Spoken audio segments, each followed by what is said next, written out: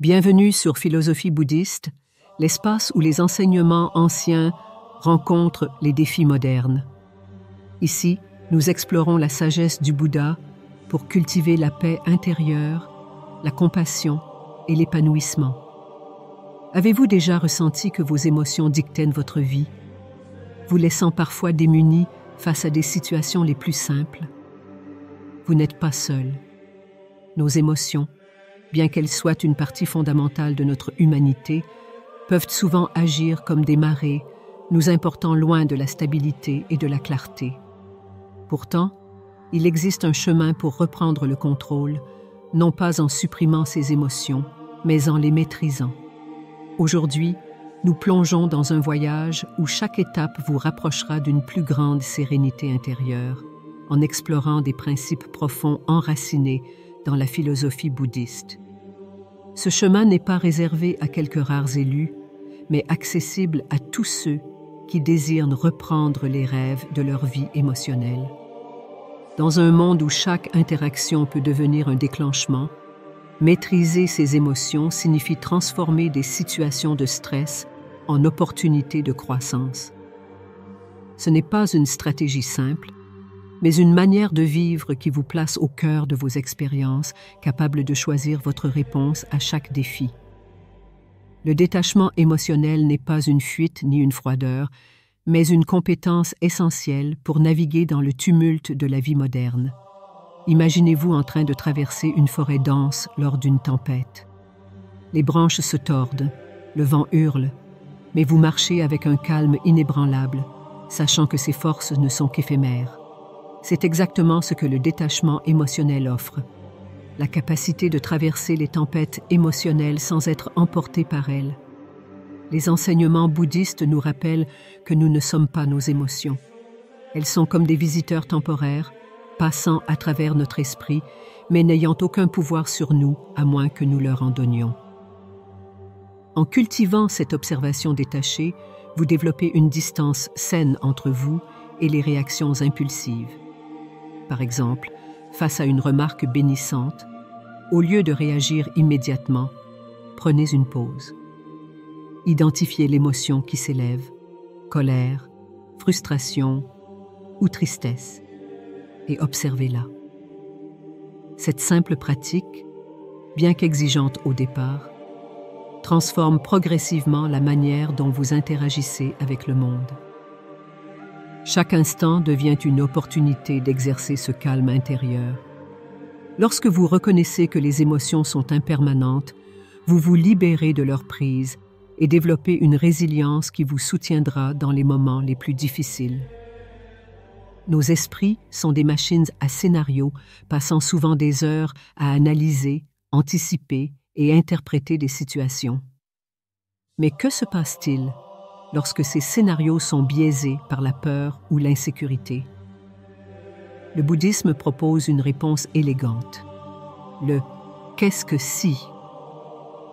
Au lieu de céder à des pensées automatiques négatives, utilisez cette méthode pour introduire une perspective différente et enrichissante. Prenons un exemple courant. Quelqu'un vous coupe la parole dans une réunion. Votre première pensée pourrait être « Pourquoi ne me respecte-t-il pas ?» Mais en utilisant le « qu'est-ce si ?» vous pouvez reconfigurer cette pensée en « Qu'est-ce si cette personne traverse une période difficile et agit par stress ?» Ce petit changement de perspective diminue la charge émotionnelle immédiate et ouvre la voie à une réaction d'empathie. Cette reprogrammation n'est pas une évasion, mais une méthode puissante pour rediriger votre esprit vers des chemins constructifs. Chaque situation devient une leçon potentielle, chaque interaction une opportunité d'apprentissage. Cela ne signifie pas ignorer les difficultés, mais les approcher avec curiosité et ouverture, plutôt qu'avec jugement et fermeture. En adoptant cet état d'esprit, vous réalisez que la maîtrise de vos pensées est aussi importante que celle de vos émotions. Imaginez un royaume où vous êtes le seul souverain, contrôlant chaque aspect de ce qui entre et sort. Ce royaume, c'est votre monde intérieur, et la souveraineté émotionnelle est la clé pour le gouverner avec sagesse. Le bouddhisme enseigne que nos émotions, bien que puissantes, ne sont pas nos maîtres. Elles ne peuvent dominer que si nous leur permettons de le faire. Être souverain de ces émotions signifie comprendre que vous avez le pouvoir de choisir votre réaction. Lorsque quelqu'un vous provoque, c'est une invitation à céder votre contrôle. Cependant, en revendiquant votre souveraineté, vous refusez de répondre par impulsion. Vous prenez un moment pour réfléchir. Comment cette réaction servira-t-elle mes valeurs? Cette pause est la preuve de votre autonomie émotionnelle. La souveraineté émotionnelle est également libératrice. Elle vous affranchit de la dépendance aux circonstances externes pour définir votre état intérieur. Vous devenez comme un arbre enraciné qui reste ferme même sous le poids des tempêtes. Cela ne signifie pas que vous devenez insensible, mais que vous apprenez à canaliser vos émotions d'une manière alignée avec vos aspirations et vos principes. En fin de compte, cette maîtrise vous permet de transformer des moments de tension en occasion de croissance et de renforcement. Chaque étape vers la maîtrise de vos émotions est un pas vers une vie plus paisible et épanouissante. Ces pratiques, cultivez le détachement, reprogrammez votre esprit et revendiquez votre souveraineté émotionnelle, ne sont pas des solutions instantanées, mais des engagements profonds envers vous-même. À travers elles, vous découvrirez un équilibre intérieur qui ne dépend ni des circonstances ni des autres. Prenez un moment pour réfléchir à ce que ces principes pourraient transformer dans votre vie quotidienne. Et si vous êtes prêt à explorer encore plus en profondeur ces enseignements et à continuer ce voyage, abonnez-vous à cette chaîne pour ne rien manquer des prochaines vidéos. Votre chemin vers la paix intérieure commence ici. Dans le tourmente de nos émotions négatives se cache un potentiel inattendu. Une énergie brute prête à être transformée en force créative. L'angoisse, la frustration ou la colère, bien que perçues comme destructrices, sont en réalité des manifestations d'une puissante énergie interne qui, une fois maîtrisée, peut devenir un levier de transformation. Cette transmutation ne consiste pas à nier ces émotions, mais à leur offrir une nouvelle direction. Prenons l'exemple de l'angoisse.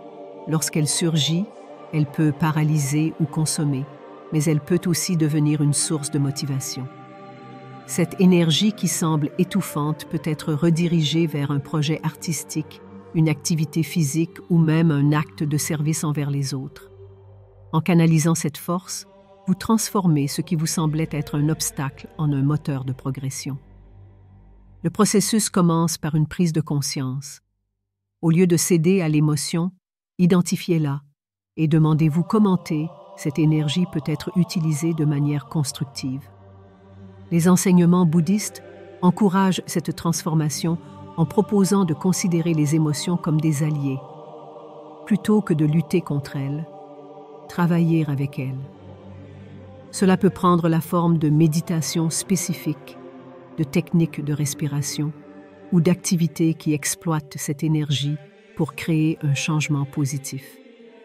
Ce processus, bien qu'exigeant, offre une maîtrise émotionnelle profonde et durable, où chaque difficulté devient une opportunité de croissance.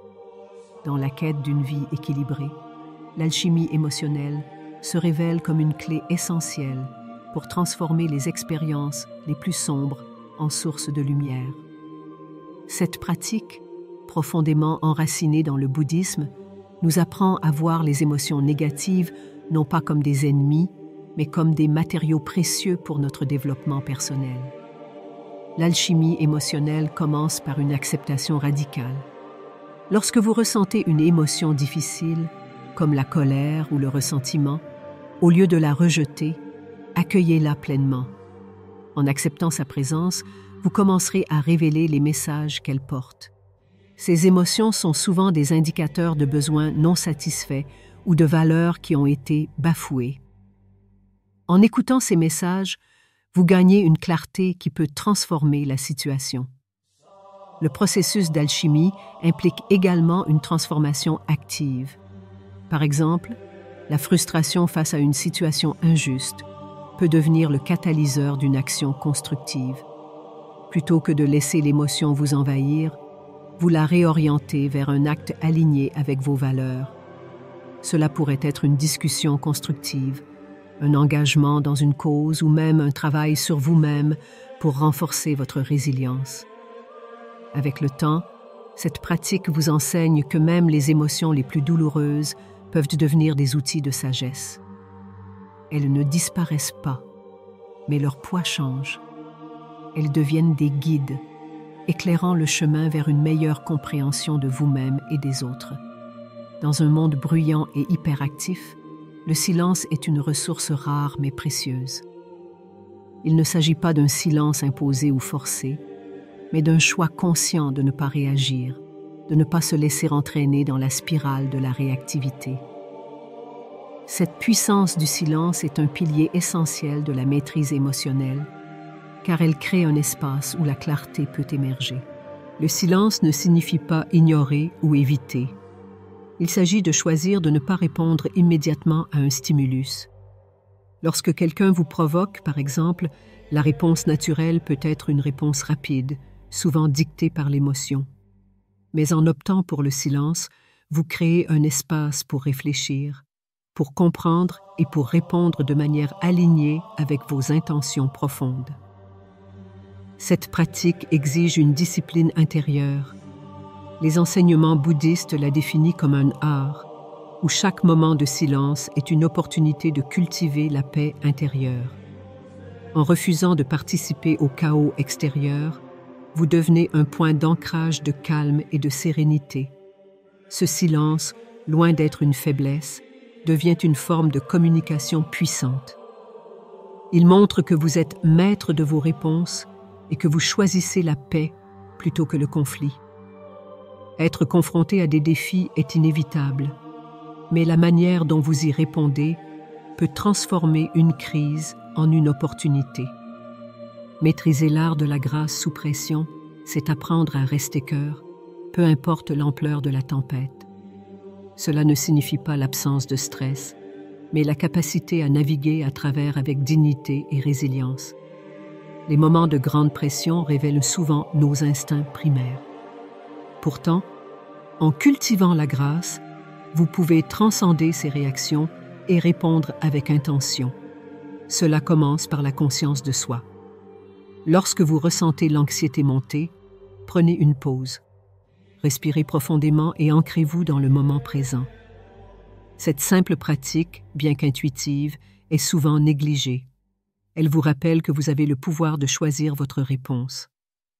Un autre aspect clé de la grâce sous pression est l'acceptation.